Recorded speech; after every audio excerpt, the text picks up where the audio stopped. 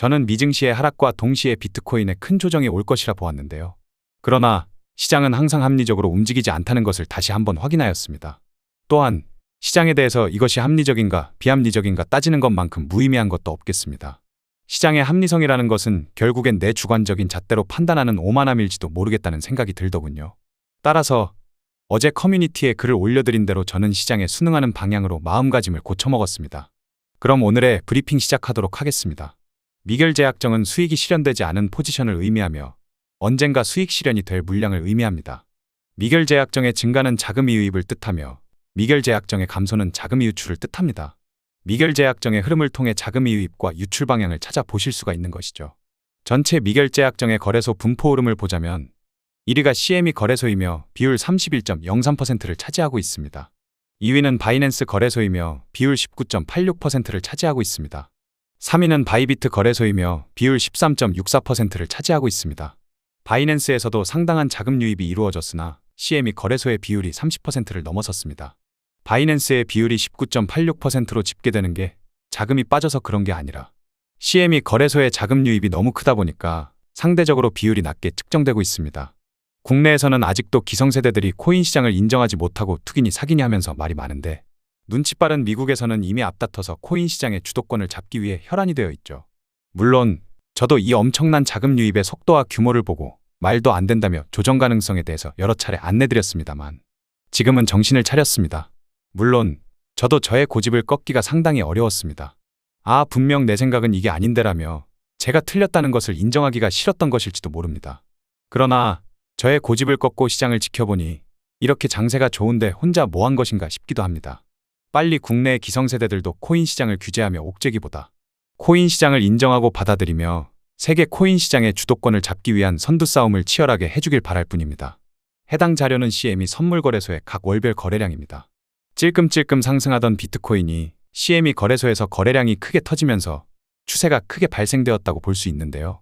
CME 거래소의 기관 측에서는 비트코인을 한 개라도 더 사겠다고 혈안이 되어 있는 상태라고 보시면 되겠습니다.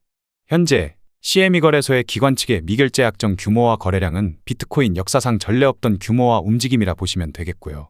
비트코인 역사상 CME 거래소에서 이렇게 막대한 자금이 유입된 적이 없다 보니까 어떻게 해석해야 할지도 사실 막막한데요. 그만큼 전례 없던 불장이 시작되고 있는 것이 아닐까 싶습니다. 물론 모두가 아시겠지만 불장에서도 결국 조정과 반등을 통해 개미털기가 지속적으로 이루어지게 되는데요. 결국 어느 특정 시점 쉬어가는 타이밍에 조정이 나올 수 있겠으나 미친듯이 유입되고 있는 현재의 자금 물결을 쉽사리 꺾어내진 못할 것이란 생각이 듭니다.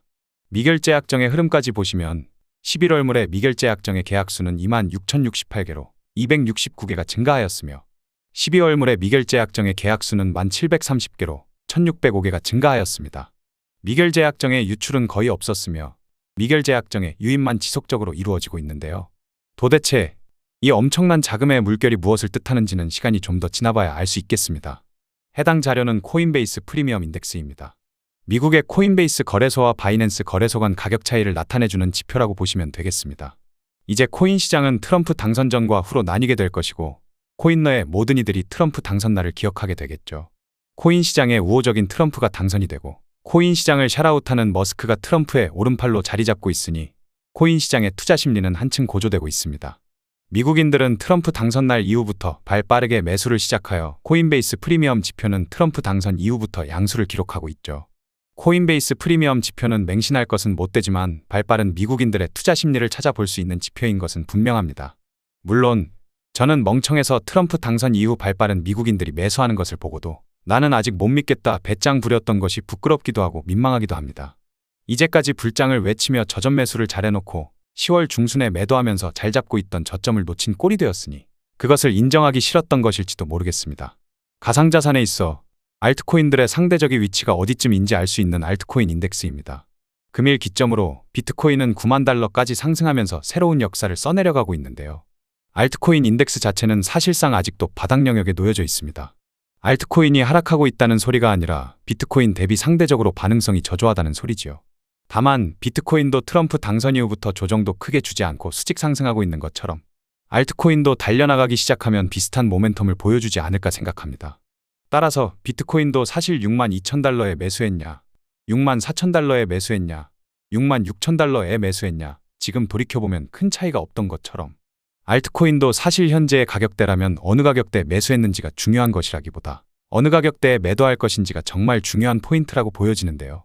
비트코인이 전례 없던 대상승을 보여준 것처럼 알트코인도 이게 코인하는 맛이지 싶을 정도로 엄청난 대상승장을 보여줄 가능성이 높겠습니다. 해당 점유율 차트는 가상자산 시장에 있어 비트코인이 가지고 있는 점유율과 알트코인이 가지고 있는 점유율을 살펴볼 수 있는 차트입니다. 비트코인은 정말 새로운 역사를 써내려가고 있는 와중에 사실 알트코인이 반등한다 할지라도 못내 아쉬운 건 사실입니다. 그러나 달리 말하자면 아직도 알트코인에게는 기회가 열려 있다는 소리겠죠. 모 교수는 가상화폐를 부동산 투자에 비유하며 비트코인은 강남 아파트이며 이더리움은 분당 아파트다. 알트코인은 휴전선 근처에 있는 땅이라며 통일이 되면 휴전선 주변 땅값이 폭등하겠지만 통일이 될지 안 될지는 미지수다 라고 얘기하였습니다. 저는 이 말이 상당히 와닿습니다. 알트코인이 그만큼 기회의 장이기도 하면서 리스크도 분명히 존재한다는 소리지요. 알트코인 투자에 잘만 성공한다면 인생 역전의 기회를 얻게 될 것이나 그 기회가 성공할지 실패할지는 아무도 장담할 수 없다는 소리와 같습니다. 비트코인을 통해서 보자면 비트코인이 9만 달러까지 상승하는데 얼마나 많은 우여곡절을 겪었습니까? 크게 상승하다가도 상승분을 다 반납하고 내려가고 다시 상승하는가 싶으면 하락 조정이 나와주었죠. 그렇게 모두가 지칠 때쯤 9만 달러까지 단번에 치고 상승해 나갔습니다.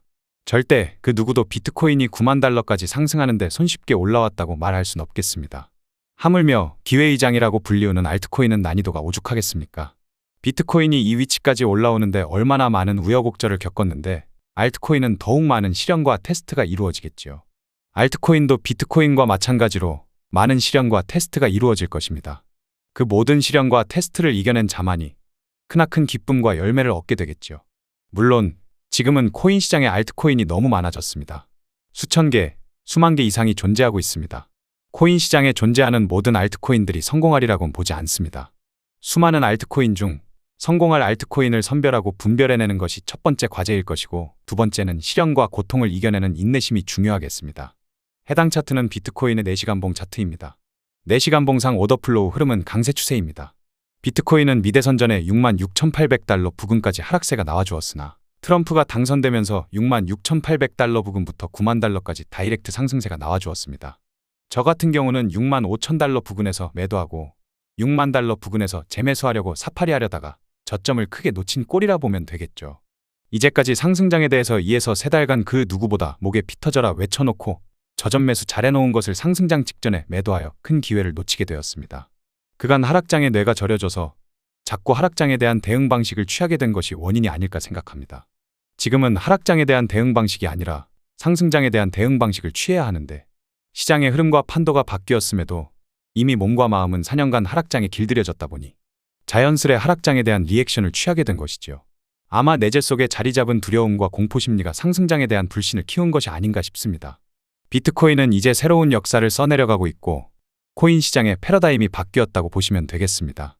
물론 비트코인은 아직까지도 상승가도를 달리고 있기에 어느 시점에 단기 고점을 찍고 한번 쉬어갈지 알 수 없겠으나 비트코인이 한번 쉬어가는 타이밍을 만들어줘야 알트코인이 뒤따라서 쫓아갈 수 있겠고요.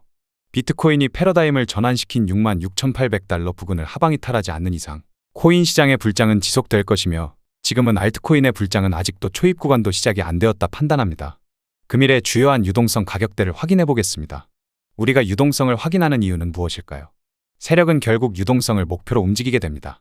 시장 참여자들의 주문 오더가 밀집한 영역을 찾아 사냥에 나서는 것이죠. 따라서 우리는 유동성 이끌림 방향을 캐치하는 것이 중요합니다. 일간 매수층 유동성은 해소되었으며 주간 매수층 유동성도 해소되었습니다. 일간 매도층 유동성은 8265달러에 형성되어 있으며 주간 매도층 유동성은 66,810달러에 형성되어 있습니다. 비트코인은 계속해서 신고점을 갈아치우고 상승하는 와중이라 단기 고점이 나와주어야 차트 분석이 가능하겠고요. 지금 상황에서는 어느 지점이 단기 고점이다, 어느 지점에서 조정 눌림이 나올 것이다 함부로 속단하기도 어려운 상황입니다. 다만 비트코인이 이미 코인 시장의 방향성을 뚫어주었으니 알트코인들이 비트코인을 뒤쫓아 같이 달려나갈 타이밍이라 볼 수 있겠습니다. 알트코인 입장에서는 비트코인이 추가 상승을 하기보다는 최소한 횡보 혹은 보합박스권을 보여주면서 한 템포 쉬어가는 움직임을 보여주어야 알트코인이 뒤쫓아 갈 수 있겠고요. 알트코인들은 단순 플러스 10에서 20% 상승이 아니라 최소한 플러스 30에서 50% 가까운 상승세를 보이며 불장다운 면모를 보여주게 될 것이라 판단됩니다.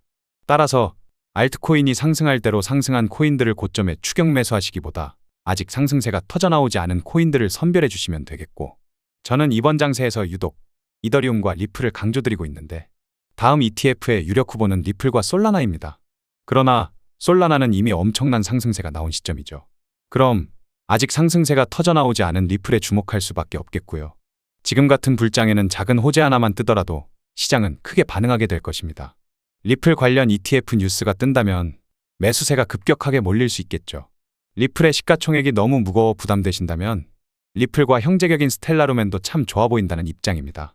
오늘의 영상을 요약하자면 비트코인은 트럼프 당선 이후부터 9만 달러까지 다이렉트로 상승하며 새로운 역사를 써내려 가고 있습니다. 다만 알트코인은 비트코인 성적에 비해 아직 저조한 편인데요. 반대로 말하자면 알트코인은 여전히 기회가 살아있다고 보시면 되겠습니다.